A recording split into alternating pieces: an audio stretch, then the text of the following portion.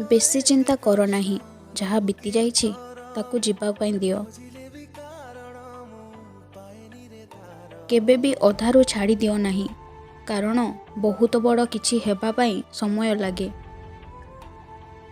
अहं भाव केबे भी सत्यता ग्रहण करे नाही। तुम मन को प्रशिक्षण दियो कि से सबु परिस्थिति रे शांत रहिबो। केतेक समय रे एइटा ही भलो कि शांत रुह आउ हसुथाओ। जदि तुमे मजबूत रहिबा पाई चाहुच तो एका रहिबा सिख। जदि तुमे अन्य पाई भलो चिंता करिबो तो भलो तुम सहित भी हेबो। एइटा ही प्रकृतिर नियम। केबे भी तीनोटी जिनिस द्वारा परिचालित हुओ नाही, तुम अतीत, पैसा, लोक। केबे भी अन्यर व्यवहार द्वारा निजर अंतर्निहित शांति को भंग कर नाही।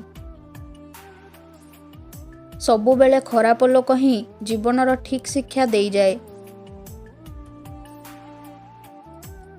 जेते बेले तुमे लोकंकर मुह छाड़ी हृदय देखिबा शिखि जीव ना, जीवन तुम पाई आहुरी सहज हो जीवो। सत्यता आउ स्वप्न भितरे दूरता होउछि कर्म। किछि भी चिरस्थायी नुह, तेणु निजकू बहुत परिमाण अस्थिर कर नाही, कारण जेते खराब परिस्थिति होउना काहीकि बदली जीवो।